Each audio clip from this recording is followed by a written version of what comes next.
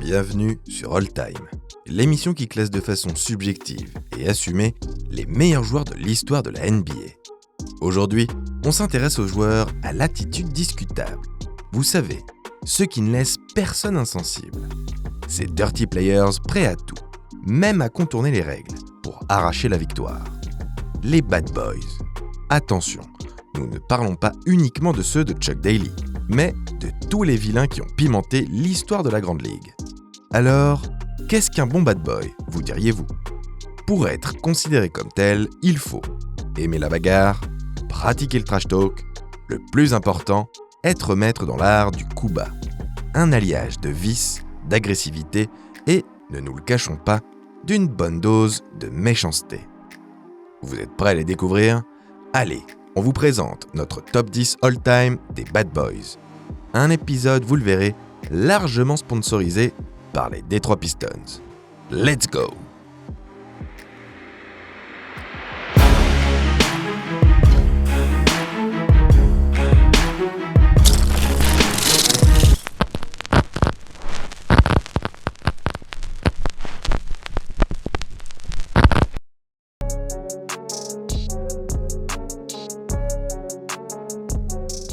Difficile d'essuyer la comparaison quand on est le petit frère de Cheryl Miller, une légende du jeu.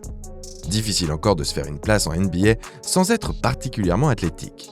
Alors, que dire quand il s'agit de transformer un petit marché ignoré de tous en un prétendant au titre, et cela pendant plus d'une décennie. Pourtant, Reggie Miller l'a fait. Moqué, hué lors de sa draft, haï par toute la ligue, l'arrière passe sa vie à se battre envers et contre tous. Reggie se nourrit des critiques et s'en sert pour bâtir son alter ego de Nick Killer, un assassin clutchissime, maître du trash talk. Qu'on l'aime ou qu'on le déteste, Miller ne laisse personne insensible.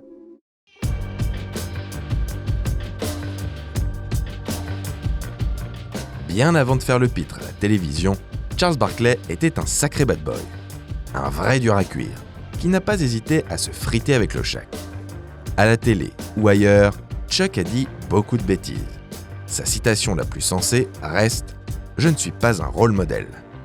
Tu m'étonnes, Charles. Entre son crachat malencontreux sur une petite fille, ses propos désastreux sur l'Angola et ses bagarres à l'appel, non, Barkley n'est décidément pas un modèle de comportement.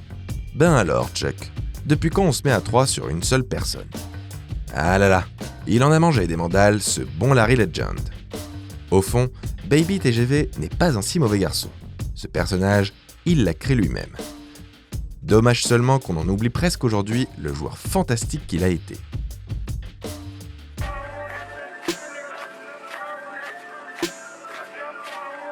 Karl Malone n'a pas attendu de monter sur le ring de la WCW pour étoffer son moveset de catcheur. Dans sa longue tournée, le Mailman, loué pour sa régularité au scoring, en a également profité pour distribuer les pains à la pelle.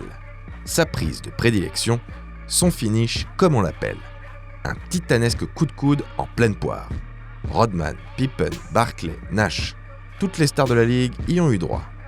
Le plus mémorable demeure celui infligé au pauvre Isaiah Thomas, enfin pauvre, on se comprend. Imaginez le physique fluet d'Haïti lancé à pleine vitesse. En face, prêt à le recevoir, le coup de bodybuildé de Malone, 2m13 pour 113 kg de muscles. Le choc est comparable à celui d'un insecte qui s'écrase sur un pare-brise. Thomas s'en sort avec 47 points de suture. De la boucherie pure et simple. Interrogé sur le sujet par le Detroit News, Zeke estime qu'il s'agit du pire geste d'enfoiré de l'histoire du jeu. Avant d'ajouter « Je ne crois pas avoir vu un geste aussi vicieux et intentionnel envers un joueur. » Venant de la part d'un coéquipier de Rick Mahorn, Bill Laimbeer et Dennis Rodman, la déclaration n'est pas à prendre à la légère.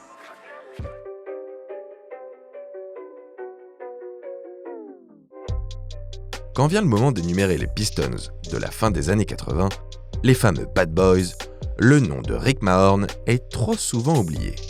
Pourtant, Mr. Nasty n'a pas à rougir au milieu de cette escouade de bagarreurs. Pour beaucoup, il est the baddest bad boy of them all, le pire de tous. L'homme, ou plutôt le Golgoth, envoyé par Chuck Daly pour faire le sale boulot. Avec son physique d'armoire à glace et sa méchanceté à l'état pur, Mahorn fait office du soldat, un poil kamikaze, expédié au front en mission suicide sur les meilleurs joueurs adverses. Bird, McHale, Worthy, Grant et Pippen, il se les coltine tous. Injouable au poste, son fameux coup de la chaise a vite fait de vous envoyer les deux fesses sur le parquet. Preuve de sa dangerosité, lors de la saison 88-89, Mahorn est condamné à une amende de $5 000 pour avoir infligé une commotion cérébrale à Mark Price. Grand sacrifié de la draft d'Expansion 1989, il ne participe malheureusement pas au back-to-back des Pistons. Aux Sixers, il forme en compagnie de Charles Barkley le Thump and Bump, un duo de vilains dans la raquette. Avec son nouvel acolyte, Mahorn n'hésite pas à s'en prendre physiquement à ses anciens coéquipiers. Le genre de gars qu'il vaut mieux avoir avec que contre soi.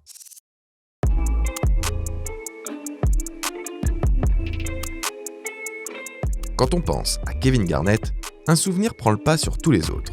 Le titre de 2008 est son mythique « Anything is possible », lancé à l'intention du TD Garden. Ne vous laissez pas attendrir pour autant. Le Big Ticket est loin d'être un type fréquentable. Certains parlent même du joueur le plus méchant des années 2000. Cette réputation, il la doit surtout à son trash talk. Résolument plus strict qu'un Larry Bird, c'est un euphémisme, KG n'est pas un esthète de la joute verbale. Les dialogues à la Audiard, il n'en a que faire. Lui préfère les coups bas et les insultes bien grasses. En 2010 par exemple, il traite publiquement Charlie Villanueva de cancéreux, sachant pertinemment que le joueur des Pistons est atteint d'une maladie auto-immune. Garnett ne se limite pas à ses adversaires. Ses coéquipiers, eux aussi, en prennent pour leur grade. Dans le vestiaire, il se comporte comme un véritable bully. Glenn Davis en sait quelque chose. Après un flot d'insultes proférées par KG, Big Daddy fond en larmes en plein match. Parmi toutes ces victimes, il existe pourtant un joueur que le Big Ticket n'est jamais parvenu à intimider. Tim Duncan. Un jour de fête des mères, Garnett lui balance un « Happy Mother's Day, motherfucker », en référence à sa mère décédée prématurément. Imperméable, Duncan ne bronche pas et repart avec la victoire. L'arroseur arrosé.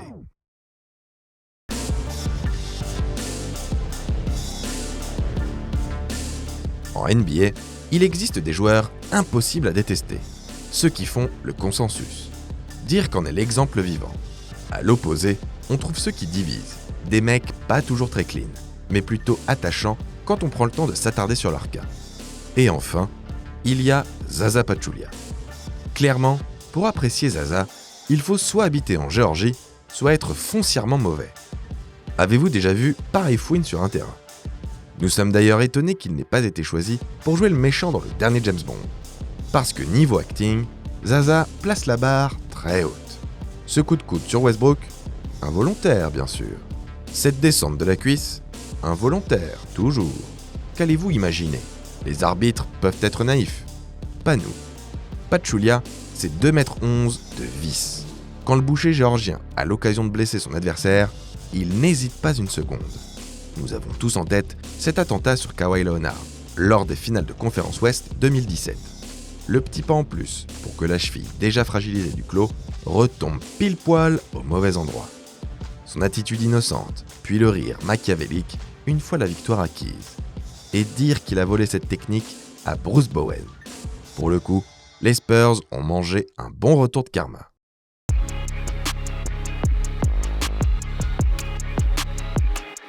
Latrell Sprewell fait partie de ces joueurs coup de cœur. Ces génies du basket au comportement parfois borderline, mais qui, malgré tout, restent très appréciés des fans. Demandez aux fans des Knicks. Mais peut-on réellement tout pardonner à l'étrangleur de la baie ? Drôle de surnom, n'est-ce pas ? Laissez-nous vous raconter son origine. En 1997, Spray est de loin le meilleur joueur des Warriors, l'un des plus excitants de toute la ligue. Cette année-là, il enchaîne les bagarres. Lors d'un entraînement, son coach, PJ Carlesimo, lui demande d'appuyer davantage ses passes. L'arrière n'est pas d'humeur, et le rembarre aussi sec. L'entraîneur s'approche à ses risques et périls. Ni une ni deux, Sprewell l'attaque à la gorge et serre de toutes ses forces. Sans l'intervention de ses autres joueurs, le coach y serait probablement passé. Malheureusement, il ne s'agit pas d'un événement isolé. Plus tard, une femme l'accuse d'avoir tenté de l'étrangler sur son yacht. Décidément. Et encore, on passe volontairement sur ses histoires de menaces de mort et d'arnaques. En 2011, 6 ans après la fin de sa carrière, Sprewell est le citoyen le plus endetté de tout l'État du Wisconsin. Sa dette s'élève alors à 3,5 millions de dollars. Ironie du sort, 7 ans plus tôt, il avait renoncé à un contrat de 21 millions de dollars sur 3 ans offert par les Timberwolves. Sa réponse : comment voulez-vous que je nourrisse ma famille avec ça ?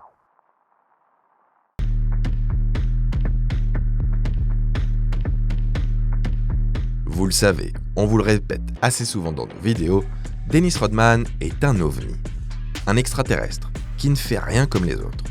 Pour ce qui est de son jeu atypique, on vous renvoie à un épisode précédent. Aujourd'hui, on s'intéresse à ses 1001 frasques. D'abord, voici une liste non exhaustive d'anecdotes complètement what the fuck à son sujet, histoire de placer le personnage. Au beau milieu des finales 97, alors que l'issue de la série est encore incertaine, Rodman disparaît pendant presque 48 heures. La raison ?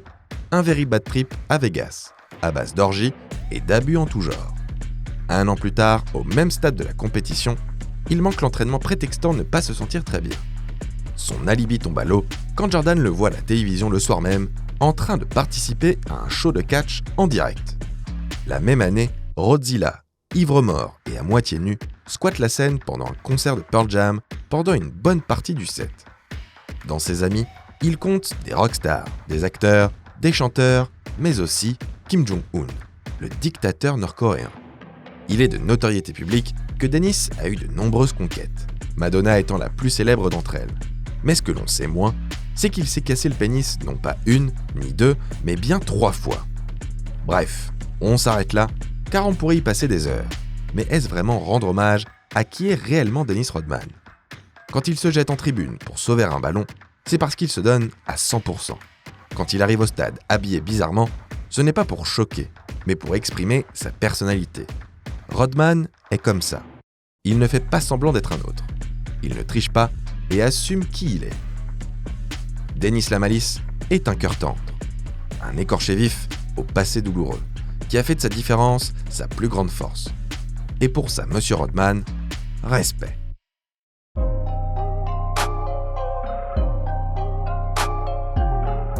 Ah, Ron Artest, ce bon Ron.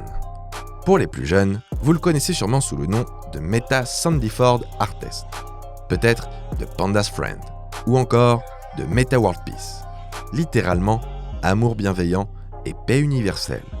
Un sacré paradoxe. Ne jugez pas un livre à sa couverture et encore moins à son titre. Niveau coup de folie, on ne voit guère que Dennis Rodman pour lui tenir la dragée haute. N'est-ce pas, James Harden ? Réputé pour sa défense asphyxiante et son vice, Ron est l'un des joueurs les plus dirty des années 2000. À titre d'exemple, il termine la saison 2002-2003 en cumulant une éjection, 14 fautes techniques et 9 flagrantes. Et il ne s'agit là que d'un échantillon. Alors que dire de son chef-d'œuvre ? Le 19 novembre 2004, Artest est à l'origine du plus grand scandale de l'histoire moderne de la NBA. Dans le Palace d'Auburn Hills de Détroit, l'arrière déclenche une bagarre générale avec les fans des Pistons. The Brawl, aussi connu sous le nom de Malice at the Palace. On ne vous en dit pas plus, car cet épisode mérite bien un flashback. Ce qu'il faut savoir, c'est qu'après cet épisode, David Stern prendra des mesures radicales pour lisser l'image de la ligue. Certains changent la NBA par leur jeu, Ron, lui, l'a fait par son comportement. Chapeau l'artiste.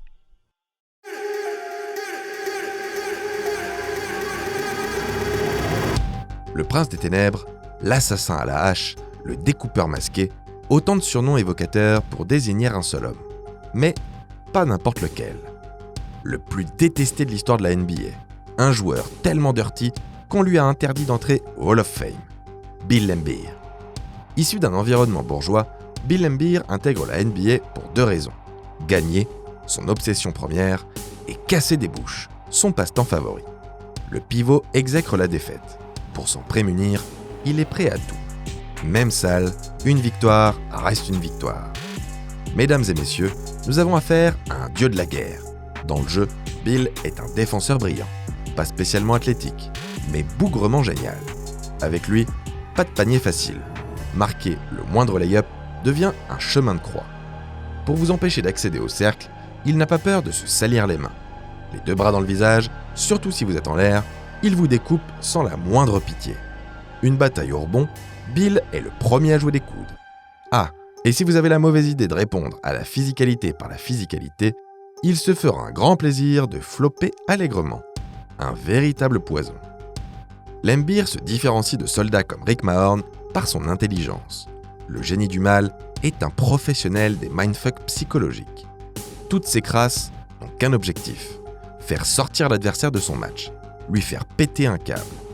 Ce qui explique que dans une bagarre, vous verrez rarement Bilou donner les premiers coups. En revanche, il ne se prive pas pour les rendre. Vous connaissez beaucoup de basketteurs qui ont donné leur nom à un jeu de combat. Une fois son larcin accompli, le prince des ténèbres arbore un sourire narquois, l'air de dire « Tu es tombé dans mon piège ». Le Machiavel de la balle orange, tout simplement.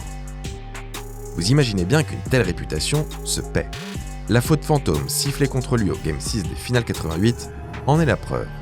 Et hop, voilà comment on dit au revoir au premier three-peat de l'ère moderne. Le revers de la médaille. On attend votre top 10 en commentaire, et d'ici la prochaine vidéo, crossez bien.